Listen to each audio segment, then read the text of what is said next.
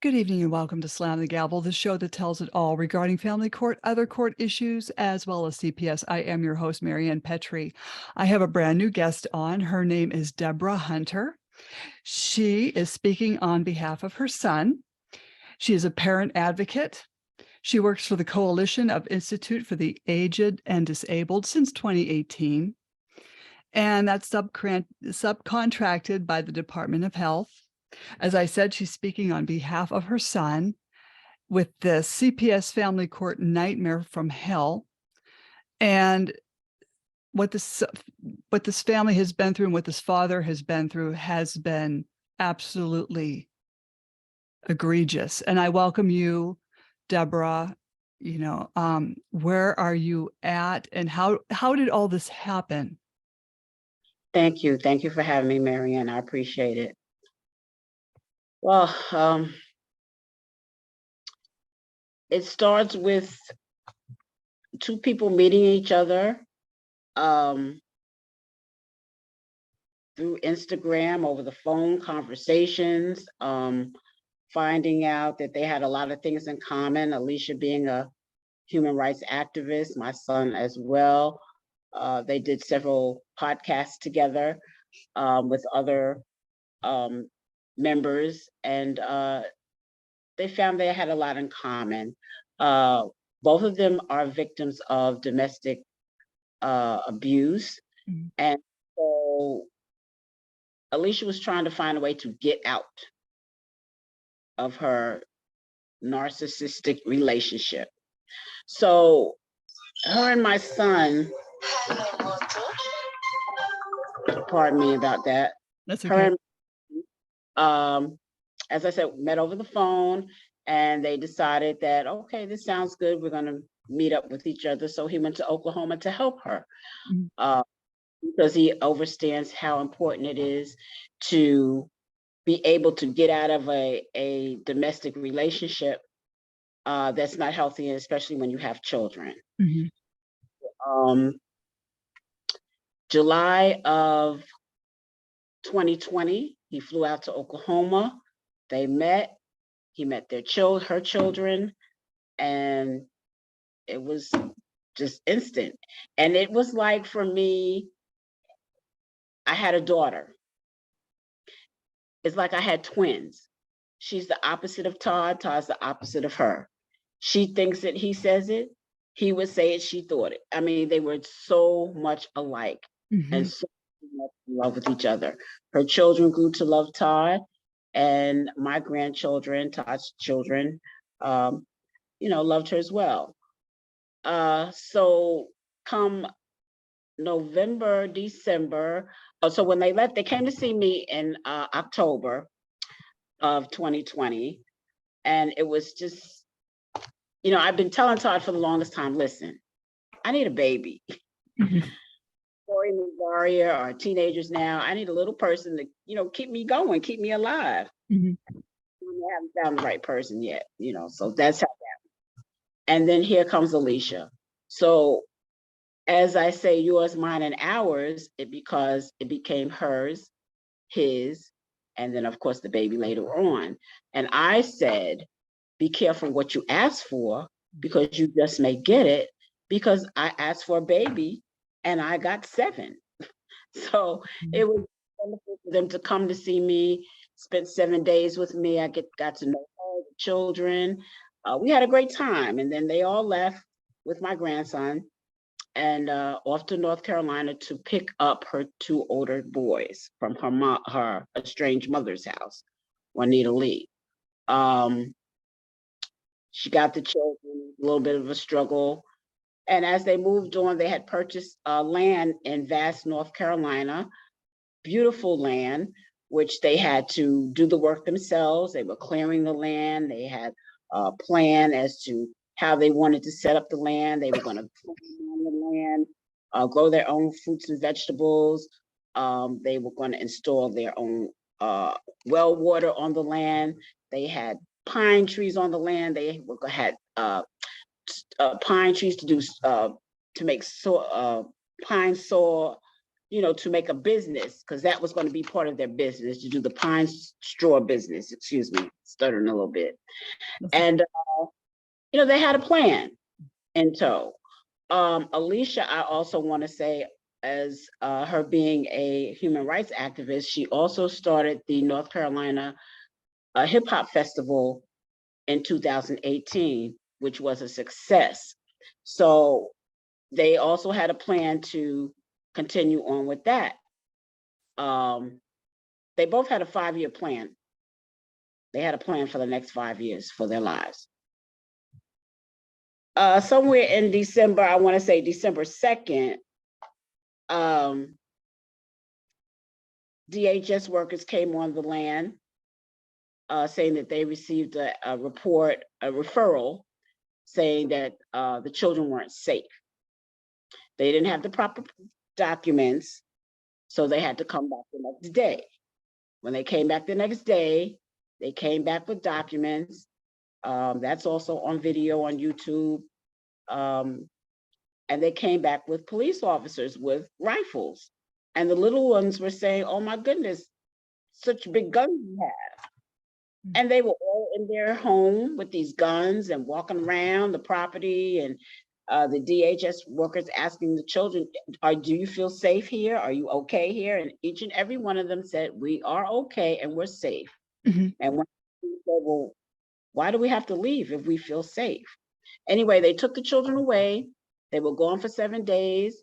The person that Alicia had elected for them to go to, her cousin, they didn't take them there. They took them to her mother, the person that made the referral. And in the video, you can hear the DH worker talking about her mother in the video. Okay, so now the children are gone. They arrest my son. Alicia's on the land alone. She contacted me, and I says, okay, let me see what I can do to help. We finally got a bonds person that was able to bond tied out later that evening, and so he could go back home. In the process of all that happening, they had to be in court the next day, and the DH worker took her keys. So therefore, they had no way to drive there to the courthouse to be on time. So I had to call a locksmith to come and unlock the doors so they could, be at court on time the next morning. So they went to court. To make the story short, they went to court. Her husband showed up, and they won their case. The judge ordered for my grandson to go back to his father, and Alicia's 7 children to go back to her. They were supposed to set up a meet and greet because Alicia's mother did not want them coming to the home. Well, the meet and greet was never set up. So by the time Alicia and Todd got to her mother's house, the husband had gone there and picked up the children, his 5, the Vic 5, and took them to Oklahoma. And that's where the nightmare continues. So somewhere in maybe 2 weeks after December 2nd, she called me and she said, Mom, I want to go get my kids. I said, do what you have to do. I will support you. So off to Oklahoma they came. And we had a court order in tow. And when they got here, and what we thought was going to be maybe 2 days in front of a judge or getting police escort for her to get her children and go back to their home in Vass, North Carolina, has turned out to be 2 years. And in the process of that happening, just a lot of stress and a lot of trauma for Alicia. Back and forth with the courts, everything was denied. They didn't allow Todd to stand with her in the court, in the courtroom at the lectern, because you're always allowed to have a support person there if you don't have an attorney. And so they didn't want Todd there speaking with her, so they made him sit down. I was at one of those court hearings that they had. It was horrific. just couldn't believe the way that the public is treated in that courthouse. So I come back home. I get a call to come back to Oklahoma because my grandson had been traumatized from all of this. And then we found out that Alicia was pregnant, and we just thought maybe it'd be better that Corey comes and stays with me. Mm-hmm. I went to Oklahoma, and she was so radiant. She was so beautiful. She was glowing, and I didn't know that she was pregnant at the time. That was in July of 2021, but she just looked different, happy. Mm-hmm. And so came back home, talking to them every day. And I want to say that when Alicia got sick somewhere in November of 2021, her left leg had swelled up so bad, she had stopped walking. And I told her, I said, listen, you need to go to the doctor and get that checked out. It could be something serious. You are pregnant. We don't want any, complications with you having the baby. And when she did finally go to the doctor, and they traveled from where they were staying in Stillwater to Oklahoma City to Mercy Hospital, which is an hour away, she found out that she had a blood clot in her leg that was, I don't know, more than an inch long, maybe 2 inches long. I don't know. It's the longest thing I've ever seen. They pulled out, operated and pulled out of her leg.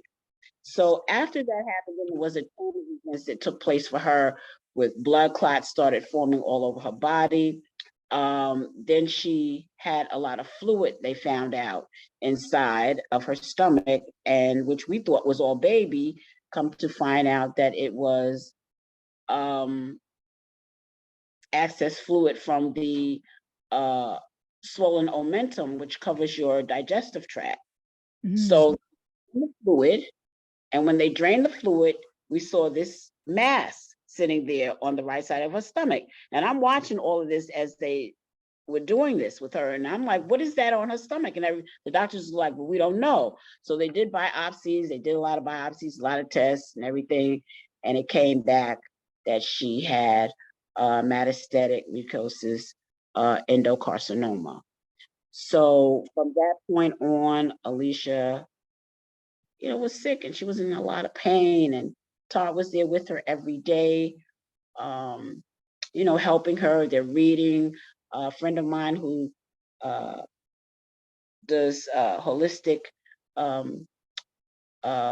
herbs was helping her, trying to find out which herb would be best with all the narcotics that they were giving her, because she was on like 5 different drugs for pain. And she's 100 pounds, not even 100 pounds. So it's just eating away at her. There's no fatty tissue. There's no meat or anything to sustain these drugs that she was taking. Anyway, we were concerned about the baby. The baby was doing well. They had gone to the NICU, the doctor that worked there, and they said, well, in case, your baby has to come up here, this is what the NICU looks like. Gave them a tour. This is what happens when the baby comes to the NICU, if that should happen. We knew that the baby would have to come early. We were hoping that we could get to 36 weeks, but she just wasn't strong enough to get to 36 weeks. So they had to take 4 weeks. And he was a little teeny thing, but he was the cutest thing, and just smiling the whole time. And it was just terrible. So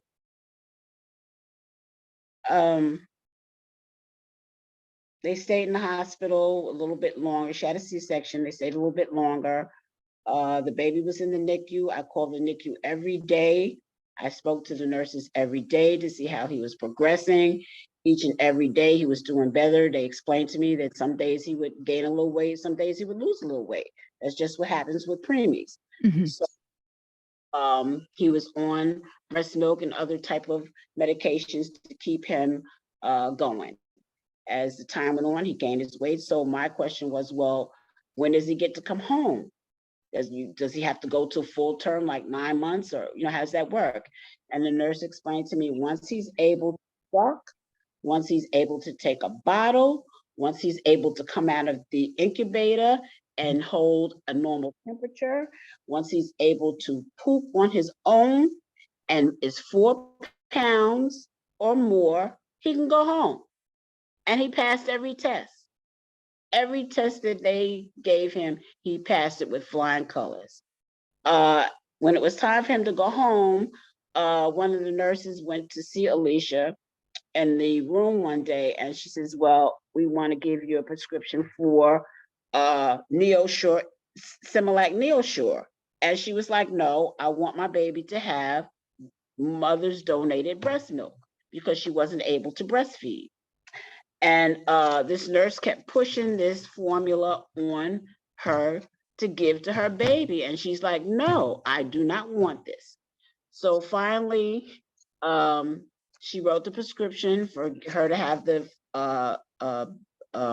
mother's donated breast milk. I even called there after Alicia passed on April 6th to find out what is the difference, and she explained to me what the difference is. And on this can that I'm looking at, this can right here, Similac Neosure, it says on this can, do not give to preemies because it's unsafe unless a doctor prescribes it. A doctor. Okay, so now I'm going a little bit ahead of myself, and please forgive me.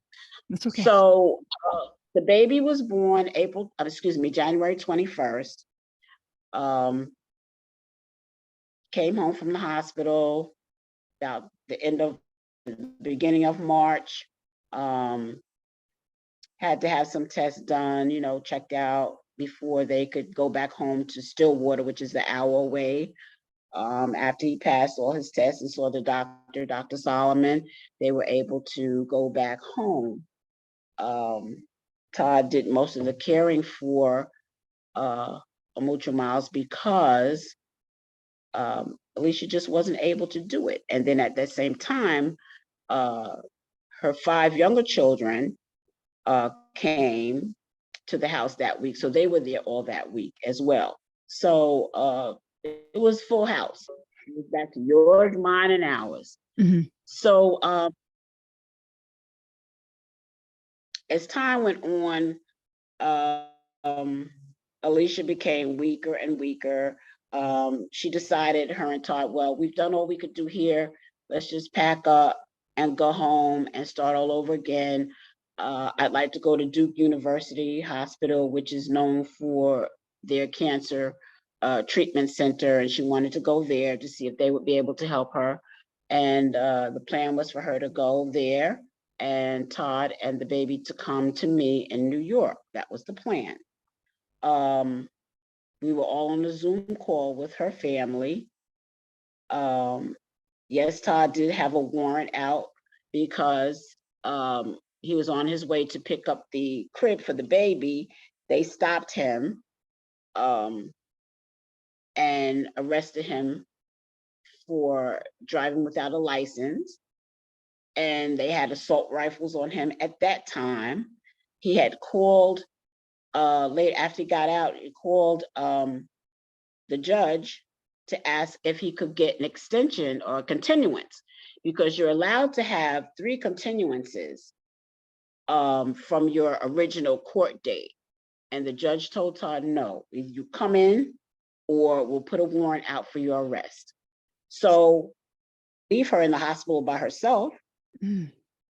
Because she was being harassed every day by some of the nurses there. We had to change nurses. We had to change doctors. I mean, I have all this documentation in my records. So I'm not just talking off the top of my head or hearsay. I was on Zoom call with them every single day. So I know what was going on with my family. I know what was going on. So they decided to come back home. I guess I made the decision with speaking with her mother, letting the family know that she wasn't well and what was going on with her at the time. because I felt as though I'm a mother. This is your daughter. I would want someone to tell me if my daughter was sick or my son was sick, possibly about to leave us. I Mhm. would want to know so I can make a decision as to what I want to do. And I made that decision to call her mother. Mhm. So anyway, we Alicia passes on April the 6th.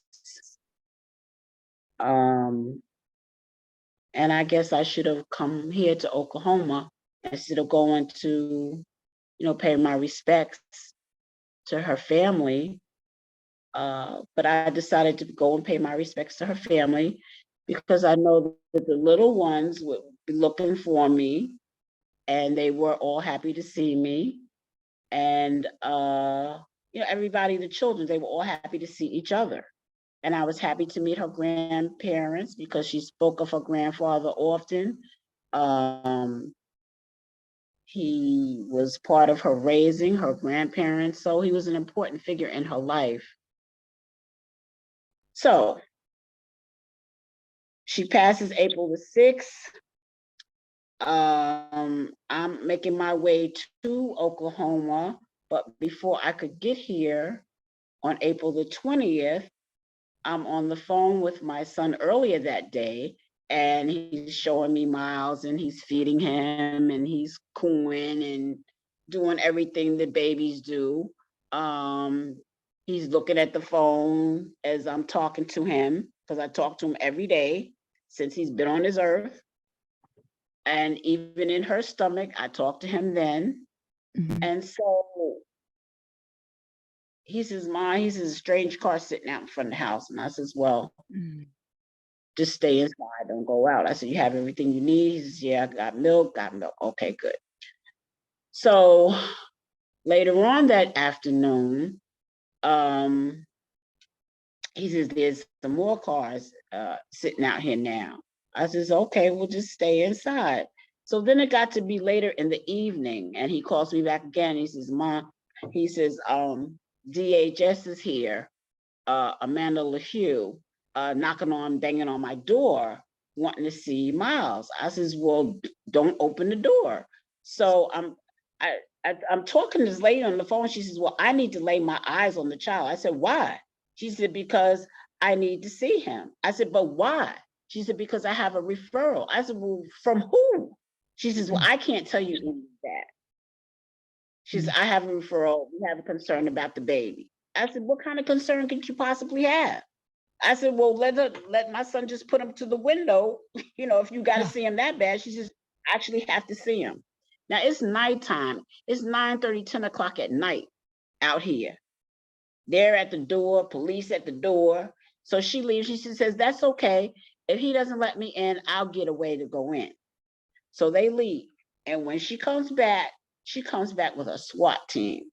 These officers have we have the body cam footage. These people have assault rifles. It's like 5 or 6 of them. You're talking about a man with a brand new baby in his home, living his life, grieving, and you come to his home with this. Nobody ever called Todd and Alicia after she left the hospital to see if they were all right. Nobody called Todd after Alicia passed away to say, "Todd, do you need anything, man? Can we help you with anything?" Nobody called to see if these young people needed any help. Mhm. Nobody. Yet they were coming to take the child.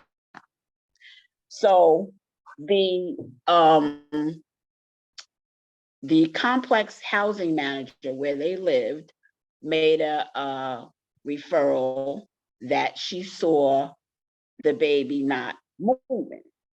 Now, I don't know how she could see that through the glass or through the doors because the baby was with Todd all the time. So I don't know how she could possibly see that. When Amanda LaHue finally came in, busted into the house, and I'm on the phone with my son, and I said, "Well, listen, don't let them bust your door down, because if they bust your door down, it could be a lot of confusion. Somebody could get shot, the baby can get hurt." I said, "Just unlock the door so they can come in." Mhm. This way, nothing still stays secured. And for a parent to hear this over the phone, and there's nothing that you can do to help, absolutely nothing that you can do to help, is horrible. It's the worst thing that I have ever experienced that I can think of right now in my whole life. So stuffle. My son is saying, please don't hurt my son, please don't hurt my son. And there's plenty of body cam footage. Some of the officers saying, well, what are we doing here? And Amanda, you can't claim that there was nothing for the baby to eat in the house. There was no milk. When I called the Mother's Breast Milk Foundation, this child has prescriptions now. And then I learned after the baby had gone to foster care, and I had my friends and everybody I know write letters to Judge Corley asking him to give my grandson, back to his father. And I asked him to please take him off of this Neo Shore that he put him on, because once he put him on this powdered milk, he lost his hair. He had scabs on top of his head. His toes swell up.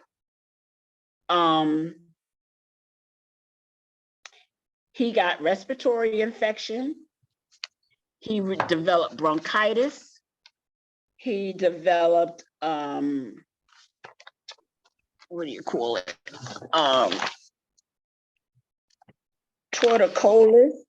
Mhm. Torticollis, which is the twisting of the head and the neck. He had an acute posterior, I can't even say this word, I'll spell it PLAGLOCE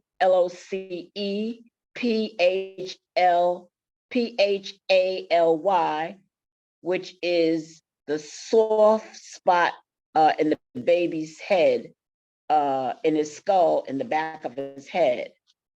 And then he had fluid in his ears.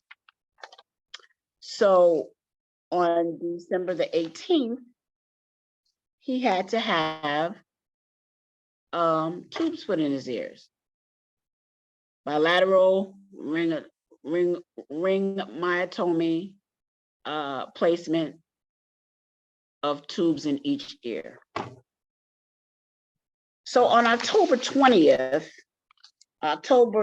my son, they took his visits away from every week to every other week. They increased the hours from 1 hour every week to now an hour and a half every 2 weeks. What type of bonding with someone is that? With your only child. The child has one parent whom he's got to know since he took his first breath. And now these people have taken him from him, put him in foster care. He's in the care of this young lady. I won't mention her name. And that on October 20th, he had a visit with Miles, and he had a gash on the left side of his face, the left side of his temple, the left side of his jaw was swollen and had bruises on it. The left side of his lip was swollen. And he had this horrific diaper rash. It looked like something had been biting at him. His right testicle was swollen. And I filed a complaint. I mean, I had to really think about this thing. And I filed a complaint with the DHS Department of the hotline on October 31st. That was my first complaint I filed against this foster care mother. And I asked for her for Miles to be removed from her care. They told me they couldn't do that. So we went on. I came out here November the 2nd because my son had a court date November the 3rd. And I was here for that court date. At which time the judge did allow me to speak. I introduced myself as to being Miles's grandmother, Todd's mother. And you've illegally kidnapped my grandson. Why? The charge was neglect, failure to thrive, because my son was giving his son donated mother's breast milk and pureed fruit. Just should take a little bit, put it on the tongue, on palate of his tongue. And a little bit of coconut oil, because coconut oil increases the weight, helps increase the baby's weight. And since he was a preemie, we wanted him to be healthy. He had the most beautiful golden skin, like I said, head full of hair, until he got in the hands of these people. So once I wrote my letter to Judge Corley, and I asked him to please take him off of this breast milk, this formula, because it states that it's not for preemies. So he decided, well, I'll keep him on the formula and I'll put him back on the donated mother's breast milk, but I don't know what the portion is that he put him on. So how do I know that he's even getting it at all? Mm-hmm. So whenever Todd would go for his visit, they would bring this bottle with this formula in it, and Todd wouldn't give it to him because it is not what he and Alicia wanted for their baby. All of her children, all of their children have been breastfed. Mm-hmm. So why would you put your child on something that's not healthy for you? So now Judge Corley becomes a doctor, mm-hmm. because I thought a doctor is the only person that can sign off on something like this. So now he's a judge. Now he's a doctor. Amanda LaHue, when she went to make her court order to have Miles removed from the home, she had already made up these things about the baby before she got the order from Judge Corley to take the baby from Todd. So I thought the order's supposed to come first, and then you find out whatever's going on, and then you write the order. Mm-hmm. So now he's because he signed off, he notarized her document. So now he's a judge, he's a notary, and he's a doctor. And then he also signed off on the birth certificate. So now he's my grandson's father. How do you do these things? But they don't follow their statute here. I have documents where Department of DHS and the state of Payne County and Oklahoma, the state of Oklahoma, they have statutes and laws. They take oaths that they are to follow, and they are not following them, not at all. And I'm a witness. So that was October 20th. Todd had that incident. So on November the 3rd, when we went to court, and that was a visitation day. That was the very first day I got to see and hold my grandson for the first time. And he was so sick. He was so sick, breathing like this. And you just hear his little chest in and out, and you can hear the wheezing, green snot in his nose, crusty, snot in his nose, skin dry, toes swollen, toe jam in between his toes. And so on that visit, Todd does a diaper change, and here we go with another diaper rash. And I'm like, well, what is going on with the diaper rash? So, that was November the 17th, because as I said, it was every other week. So November the 17th, we go back, he's got this horrific diaper rash again. So I file another complaint with DHS about that. I want my grandson to be removed from this lady's care. Nothing happens.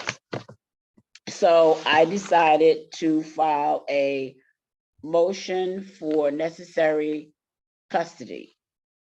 I wrote it out. I listed all the diagnosis from the medical professionals. I had it notarized, and I went to Judge Corley with my letter to him, and he notarized it, and he gave me a date. Well, he signed off on it, and he gave me a court date to appear on December the 1st. So I went to my hearing. When the November the 3rd happened, that court date, and I stood up to speak, Miss Brenda Nip, who represents the other side, didn't want me in the courtroom. She says, I'm not a party to the party. I have nothing to do with this case. Didn't even want me in the courtroom. Why is she here? And anyway, Judge Corley let me say what I had to say. He gave me a hearing on December the 1st to come back for my motion for necessary custody. I'm not a lawyer. I don't know how to research things like she does. So I did the best that I could, but I didn't have all my documents ready. So I asked for a continuance. He did give me a continuance to December the 13th, but he knew on December the 1st that he was going to dismiss my case on the 13th. So when December 13th came about, he dismissed my case. I couldn't even say anything. My son had to do all the talking. So I couldn't even say what was needed to be said, because they know I know the truth.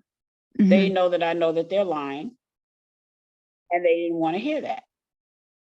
But they're going to hear it now, because I have everything documented from the time that baby took his first breath coming out of her womb, from the time they took him from my grandson, from my son. Mm-hmm. So it's a hurtful thing. So I had to file another complaint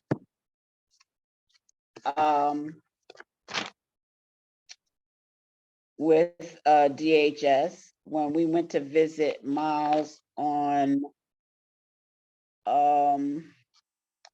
let's see, Christmas week. I'd asked to see him Christmas week. He said I couldn't see him Christmas week.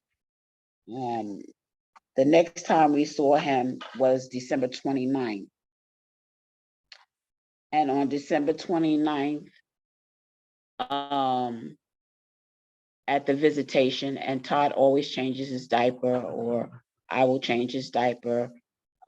We record everything. And when he was very agitated at that meeting, Mm-hmm. he didn't want to be bought.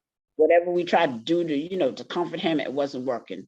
So I says, well, maybe he needs a diaper change. So Todd went and opened up that diaper, and he had a cut, an open wound that was bleeding, like somebody cut him or like somebody bit him. Just this one place, down on his buttock, underneath his genitals. And so each and every time that we've reported something wrong with Miles, we've had the DHS worker come in, take pictures, make documentation of everything, as well as I have pictures. I should say Todd and I have pictures. And I'm asking, why can't this child be removed? So at this last visit, the supervisor was there, because Mr. Rhodes, who is the caseworker, was not available. So I asked her, I says, can you please tell me why, since the very beginning that this child has been in this lady's care, why have you not been able to remove him from her care? I asked that. What'd she tell me? Well, this is not the time to discuss that. We have to set up a time when Andy comes back. We'll set up a time and we can explain all that to you then. So of course, she left the meeting, or she left the office before our visitation was over. So I didn't get to ask her, well, when are we going to set up this meeting? Because I have so many questions. So once again, I filed another report on December 29th to the hotline about neglect, because she doesn't comb, oil his hair, his skin is dry, toe jam, dirty toenails. And then this time he had a scratch on the right side of his face, like somebody scratched him. And he had a scratch on the top of his forehead. I mean, what's going on at this lady's house? Does she have pets? The very first picture that I received when the first caseworker was involved, Miss Whitehead, and I said to her, I says, well, when do I get to see my grandchild? What's going on? She says, well, when I make my visit, I'll send you a picture. The picture she sent me was Miles laying on some shag rug carpet, no blanket, no towel, no sheet, no paper towel, no toilet paper, no nothing laying under him, just laying on a nasty carpet. I'm like, what kind of picture is this that you send to somebody? But yet Miss Juanita Lee, the maternal grandmother, she sent me pictures. He's in one of those little things that they lay them in, you lay the baby in. Bassinet. He's got pardon me? Bassinet. Pardon me? Bassinet. He's laying in a Not a bassinet. It's a little chair. Oh, okay. It's a little chair that you can sit on the table. I don't know what you call it anymore. It's been a long time since I had a baby. The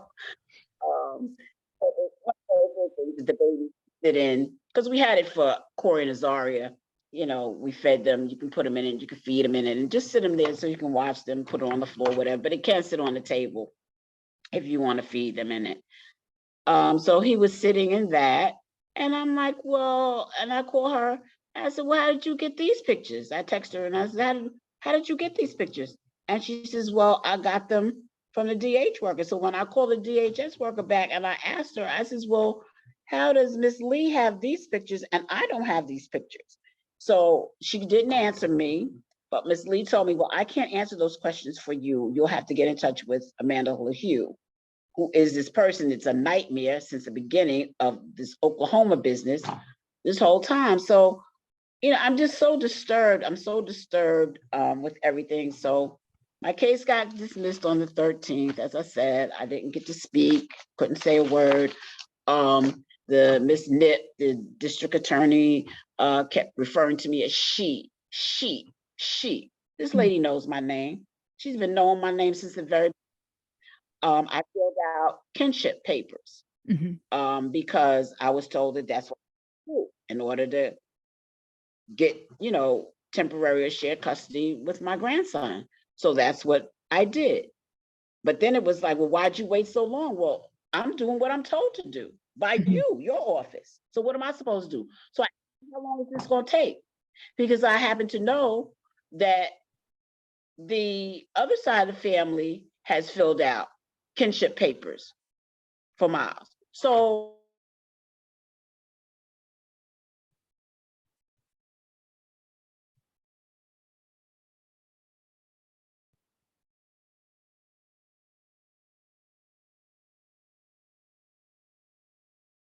Are you there? yes, I'm here. Can you hear me? I can hear you. Okay. They have to do a home visit at your place first, and then after all this back and forth. Just give Miles to his father so they can come home. This is not our home. We don't live in Oklahoma. This is racist. These people are racist out here. I've met a couple of nice people. Don't get me wrong. I've met some nice people. But these people in that courthouse is horrible. They're mean. They talk to you. The judge yells at my son. His father's been dead for 2 years now. Since he become his father, to be yelling at him. I don't even yell at him. But it's a whole horrific scene. So I'm asking for prayer. We're asking for help. Todd did an interview, I believe it was September the 12th last year, with Robbie Robertson for the Oklahoma Post, in which Mr. Robertson told the whole story from everything that happened to them in North Carolina. He has video footage of some of that, as well as his interview with Todd here on September 12th. So I really would like to thank him so very much for that, because he did a wonderful, wonderful, wonderful article. It was a wonderful. So we go to court on the 5th, and I don't know. My son's not giving up his rights to his child. He hasn't given them up, and he's not going to give them up.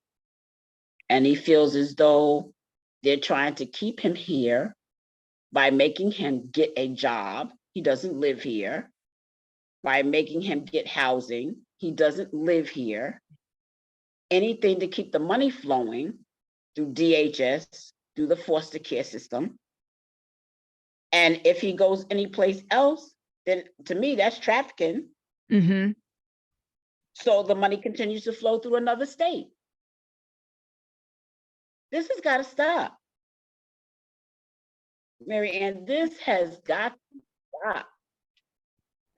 Somebody's got to speak out. And if it takes me, they should have just given him this baby back to the father where he belongs. Yes. I mean, what was horrible about doing that? If they felt something was wrong, okay, well, Mr. Hunter, this is what we've heard. Let's see what's going on. Let's make an appointment, not just take the man's child from him. My son woke up one day, went to bed one night, and woke up the next day, and everything that he knew in his life good went rotten. How do you comfort someone that just lost the love of their life? I don't know how to do it. I've never lost the love of my life. How do you comfort someone that just had their baby snatched from their arms? I don't know how to do that. It's never happened to me. So for people that have this to say and that to say about the situation, fine, you're entitled to your opinion. But until you've lived the life that Alicia, and I'm starting with Alicia, the horrific time that she had with her estranged mother all throughout this process, up until her passing, up until her going home, up until my son asking them to just wet her lips with some water. She was transitioning at that time. Just give some water to her lips. They wouldn't. She asked to go to her land. Please take me to my land. Please take me to my home that I purchased. She asked her brother to do that, and he didn't do it. All the things that she asked for, they didn't do.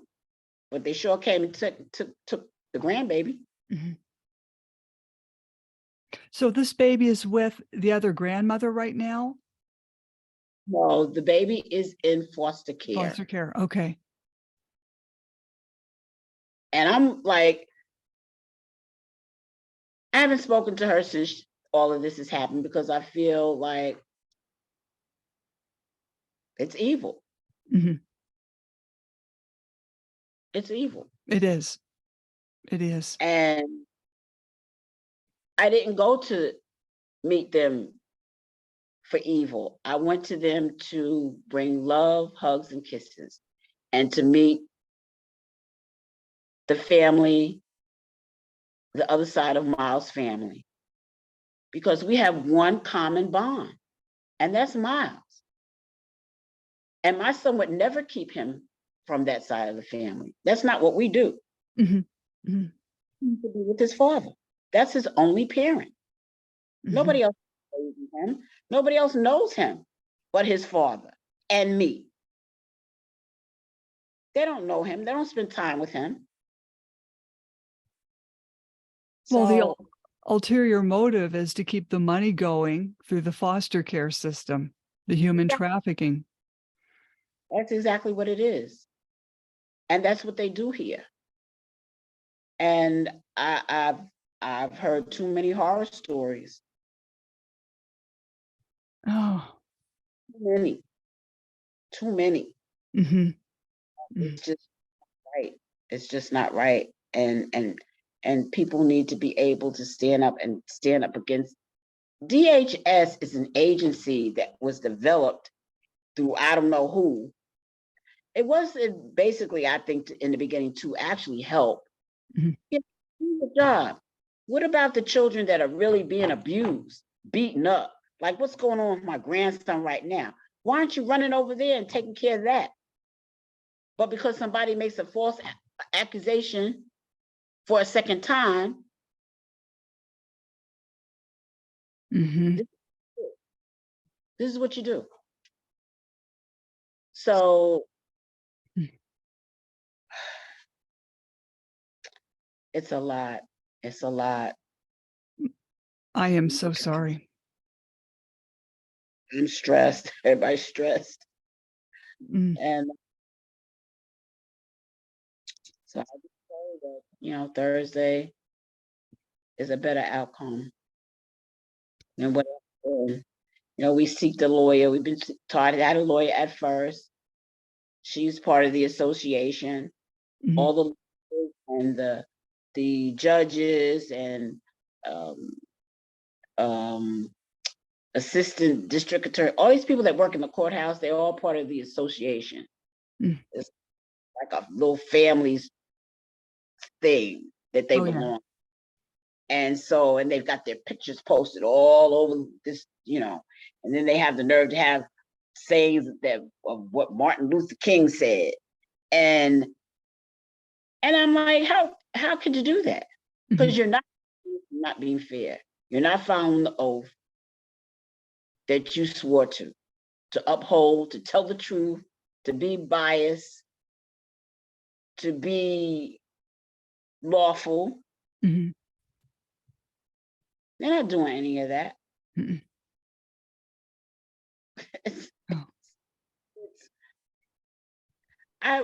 The first time I went to court with them, and there was a case going on, custody case about what do you call it? When you have to pay the money, Mm-hmm. the parent. And the district attorney, Ms. De La Cerda, who was on our case, my son and Alicia's case, she had to recuse herself. Mm-hmm. She was part of that association. But anyway, she was taking care of this case, and she turned around to the gentleman who, you know, was up facing the judge, and he had worked it out with his lawyer, whatever the payment was going to be. It had already been arranged. And she said to the judge, I want you to take his shoes. His sneakers cost $250. And everybody in the courtroom was looking at this brother with these sneakers on, like, how do you know how much his sneakers cost? And how can you ask somebody to turn in their shoes as a payment for child support? I was like, what kind of circus is this? This is a kangaroo court. It is. It's horrible. He didn't give them his shoes, did he? No, he did not. Like, oh my God. I was like, oh my goodness.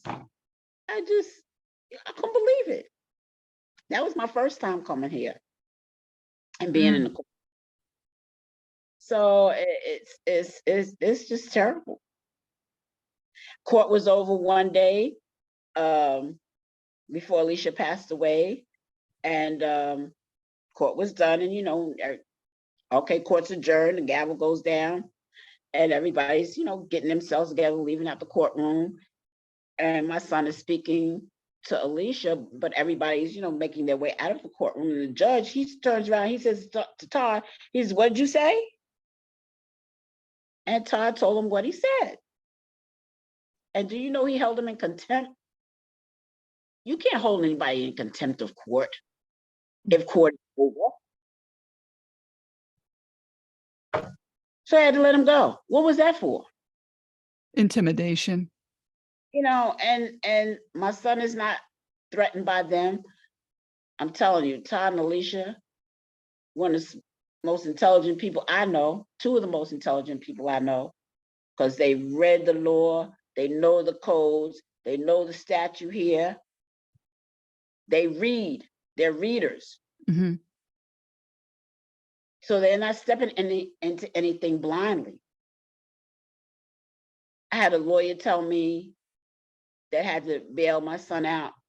He says, you know what? He said, my colleagues told me that your son does a wonderful job in that courtroom all by himself.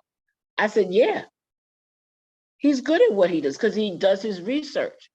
But they want him to have a lawyer, one of their people, a mouthpiece. And when he had her, Miss Kennedy, and when it came to the subject of this, Mm-hmm. he froze. And she couldn't stand up to Judge Corley and say, this is not what the parents asked for. They want donated breast milk. Mm-hmm. It's stayed in the can. She couldn't do it. So Todd had to let her go. I would have let her go. But you're representing me. So if you're not going to stand there and speak for me, you get in front of the judge and you scared that you're not going to get your little, upgrade, promotion, or whatever it is. Mm-hmm. Outcast from the association. So what are you working for? What are you representing your client for if you're not going to represent your client? So. Oh, I'm sorry. I'd like to have you back on the podcast to see how it goes after the 5th. I appreciate it. I will come back. Mm-hmm. Mm-hmm. So we were trying to, since I've been here, I've been blocked. I've been blocked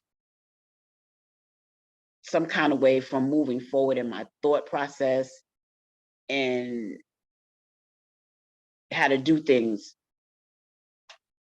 in a normal, timely way. I've been blocked from doing it. And it's just up until 2 weeks ago, I guess somebody made some special prayer for me. It's like I woke up. Mm-hmm. And now I've been able to do things, but we're at the 11th hour now. And so I've been trying to write this GoFundMe page over because the original one didn't seem like everybody said it was too much. So I was trying to rewrite it to make it shorter. I don't know about those things, but we did happen to find an attorney. I'd like to give a shout out to attorney Wyatt McGuire because he was passing me one morning at the courthouse, and young gentleman, and I liked his attire, and I like to compliment men when they look nice in their outfits. And I said, "You look very nice." And my spirit said, "Call him back." And I said, "Excuse me." And I said, "Are you a lawyer?" And he says, "Yes, I am." And he gave me his name, and I told him a little bit of my story. And he says, "Well, I don't do that. That's not my field, my expertise." He says, "But what I can do is reach out to some colleagues that I know and give you some names." He says, "You call them and see. I'm sure one will be able to help you." So we did get one attorney that was willing to help us, but he's asking $250. Yeah, no, $2,500, not 250,000. Excuse me, $2,500. Mm-hmm. But I don't have $2,500 in my pocket just laying around, and nobody really does. Mm-hmm.